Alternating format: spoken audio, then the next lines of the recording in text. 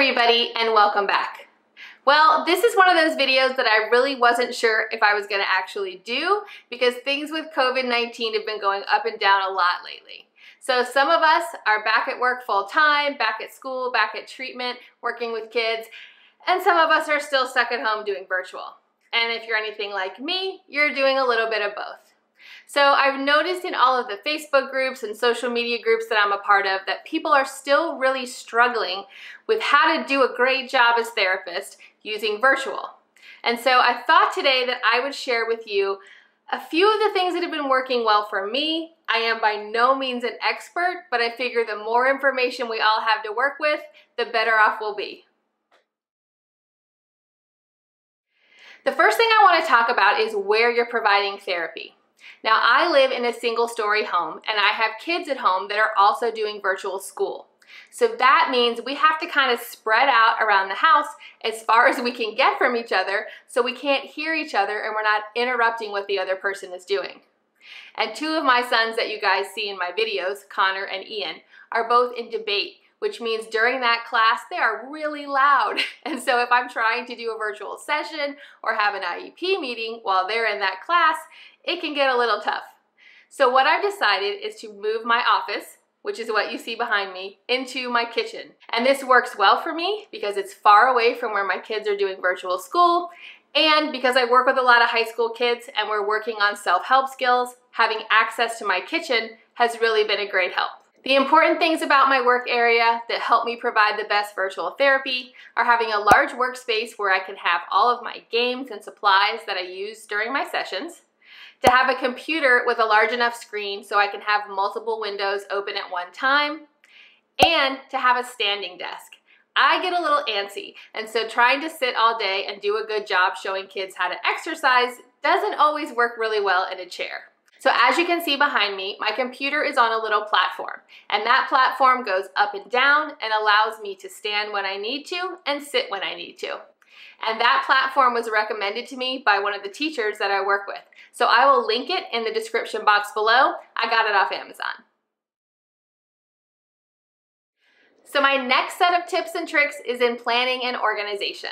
When I'm seeing a child in person, face-to-face, we tend to work on activities over and over and over again in order for them to learn the task. A lot of my children have severe physical limitations, which means it takes many repetitions for their bodies to learn what I'm trying to teach them. And so doing the same thing over and over again when we're face-to-face isn't a big deal because I can change it up by the game we play in the activity, by the kids we hang around with while we're doing it. And so even though it's the same basic task, it feels new every time. Well, virtual therapy doesn't really work that way. If I tried to do the same thing over and over and over with a kid week after week, I think they'd get really bored and probably not pay attention. So I've found that I'm having to create new activities every week, kind of like teachers do in their lesson plans, and having to plan them out in advance. In order to plan my activities, schedule my sessions, and get information to my students, I use the Google suite of applications because that's what my school district provides us with, and I find it incredibly easy to use. I use Google Calendar to plan my activities and schedule my online sessions with my students, and I use Google Drive to create my activities. I use Google Classroom to set up virtual sessions and share information with my students, like announcements and materials. So I realize that each of us is using different applications and resources to access our virtual sessions based on where we work. And while my district uses the Google suite of applications, the place where you work probably uses something else. But I think the most important point for me is that I need a place where I can put down all of the things that I need to remember about my virtual sessions, the ideas and the activities I plan to do with each group. I need to remember which groups I have, when they are, when my IEP meetings are. And the fact that these applications are all linked to each other just makes it a little bit easier for me. So I specifically use my Google Calendar to schedule my sessions. I like the repeat scheduling option, the ability to invite guests, and the ability to create a Google Meet right in the calendar. Google Classroom was new to me when I started providing virtual therapy, but I really like how simple it is to use. Most often, I use the announcements page to remind kids of sessions and let them know if they'll need any materials for our activities that day. In the Classwork tab, I create multiple headings to keep things organized. I create a Google Meet links heading as a backup location for Google Meet links in case students are having trouble accessing their session. As with everything in my classroom, I assign the link on a student-by-student basis for privacy. I also create weekly headings and post the activities that we did during our session under those headings. And this is really helpful for students that missed a session due to maybe an illness or a doctor's visit. I also create a resource heading where I put any helpful websites or YouTube channels that I think kids could benefit from and make easy access for their families. Whatever system you decide on, just make sure that it's simple to use and that it integrates well with the tools you're already using to provide your virtual therapy.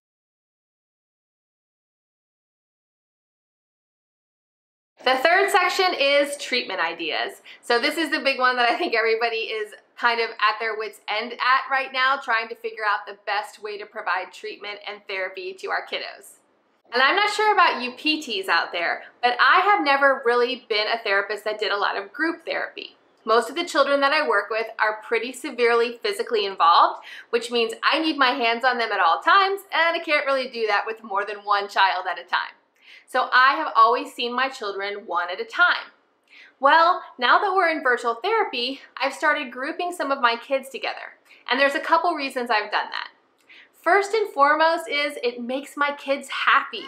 They are stuck at home, they miss their friends, they miss their teachers, and even though I make them work hard, some of them miss me too. So when we do groups, I try to put kids that are normally at the same school and in the same class together so that they have a chance to see each other. So number one, it really helps them out emotionally and helps with their happiness. Second, I've noticed that they do better. Having another person in there doing the same thing you're doing just makes you a little more motivated to work. And while I can't do this when we're face to face, it's nice to be able to do this virtually. People that know me will tell you that I am a very organized and detail-oriented person. I like things in their proper file folders, all lined up, my cabinets are labeled. I'm just that kind of person. And so trying to wing a therapy session on a computer doesn't really work well for me. There are a lot of people out there that can do things off the cuff and do an amazing job of it and do awesome stuff for their kids. I am not that person. I need a plan and I need to know what I'm doing because this is so new to me. So for me, I have found that using Google slide presentations has been essential for me to feel like I'm providing good service to my kids. And the reason I like Google Slides is, number one, it gives me a specific plan for how we're going to progress through the session, so I never feel like I'm going to run out of things to do. Second, I like it because if I have kids who miss a session because they're sick, they had a doctor's appointment, or they just forgot, I can send them the Google slide presentation and they can still do the activity at home with their family. Third, I like it because you can put so many different things in it. I put videos in it, shameless plug for my 5-minute workouts. I put pictures, I put activities, I put instructions, and it just makes things easier for me. Now, I do not create an individual slide presentation for every student that I work with.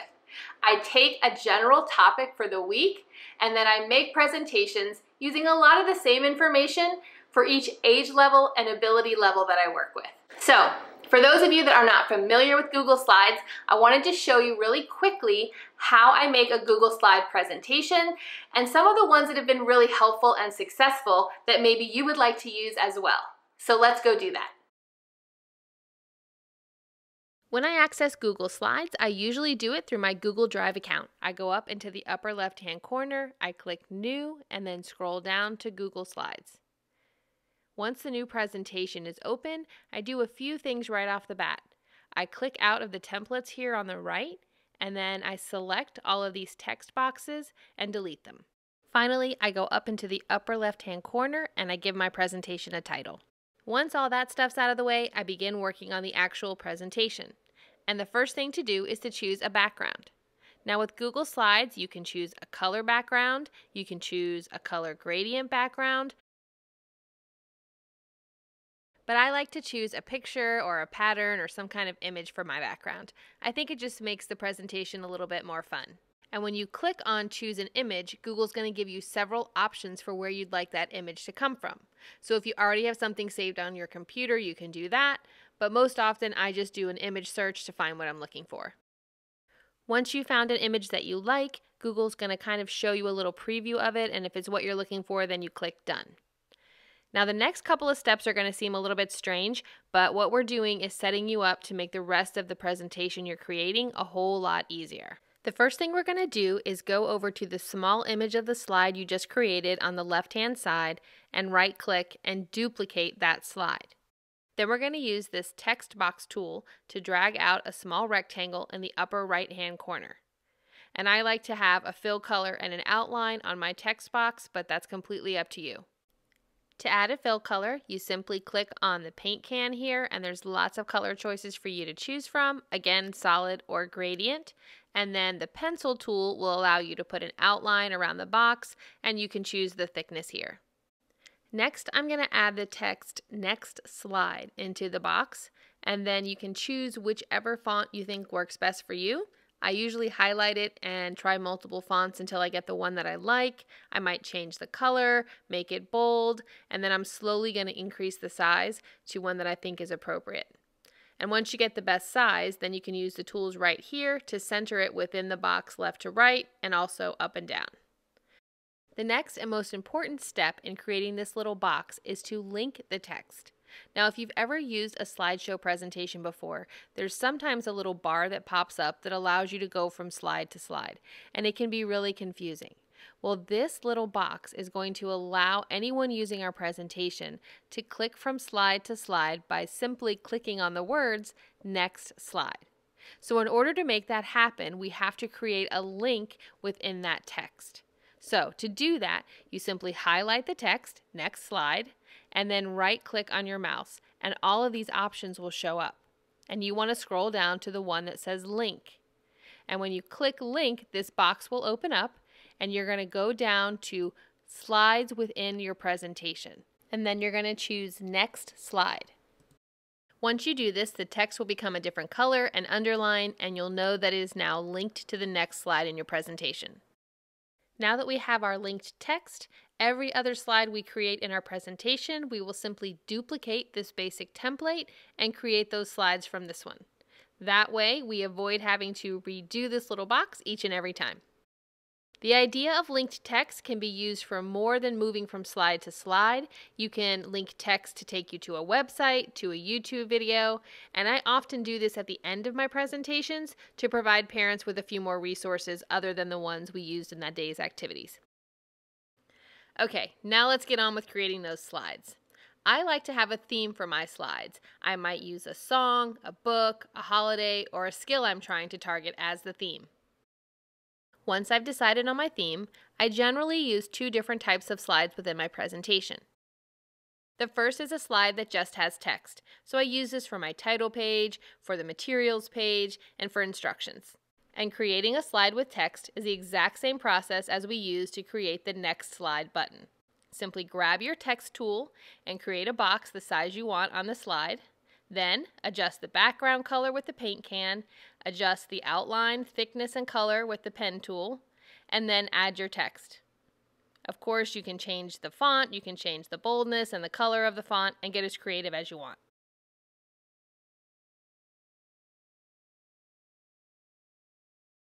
Before we go on to our next slide, we need to make sure that we duplicate our template slide, and that's the one that only has the Next Slide button on it. To do that, you simply right-click on the slide that is empty except for the Next Slide button and duplicate it. This way, we always have one slide in front of us with the Next Slide button on it.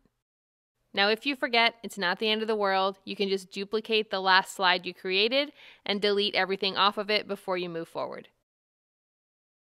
The second type of slide I commonly use is a video slide. And to add a video to your presentation, you simply go to the Insert tab and click on that, and then scroll down to Video. And once you select Video, it's going to take you to several options from where you want to get your video from. I always use YouTube because that's just the easiest place to find them, I think. The box here will allow you to search by topic, but I often find it easier to go to YouTube directly, find the video that I want, and then copy the video link address, and then put that in this box here so I can go directly to my video.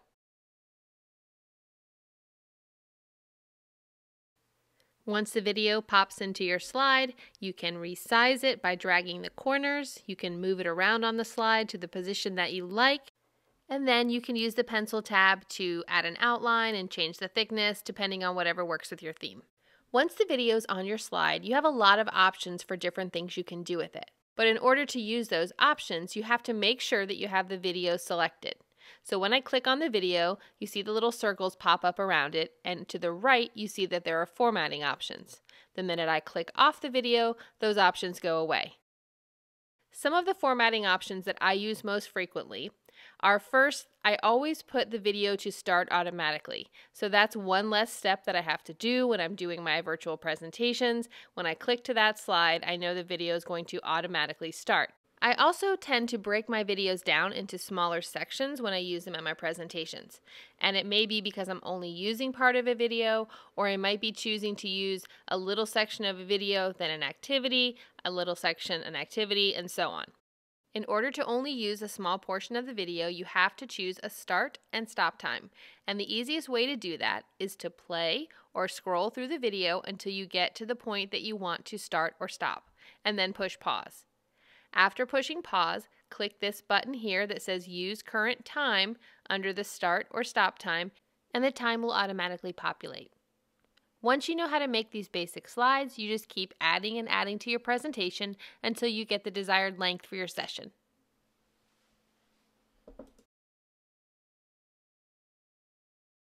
Some of my presentations that have worked really well for virtual therapy are the one I did on Jack and the Beanstalk, which you see here. I used it in pre-K for my kids, and we did lots of throwing beans on the ground. We squatted to pick them up, and we pretended to crawl under the giant's door, and we ran really fast to get away from the giant. So as you can see, I've broken the video down into several small segments and added a bunch of activities in between. I also adapted this one for my children that have mobility limitations, and they participated using their standers and gait trainers if they were able. And then instead of running around the room, we ran with our hands on our tray. We worked on crossing midline when we were grabbing for the beans and the golden eggs. And it worked really well because children of all ability levels, whatever equipment they had available, could use it to participate. Another fun one we did was going on a bear hunt, and we took each little section of the bear hunt and we performed the activity, whether we were in a wheelchair or standing up. We went through the grass, we went through the cave, and all the little sections of the video.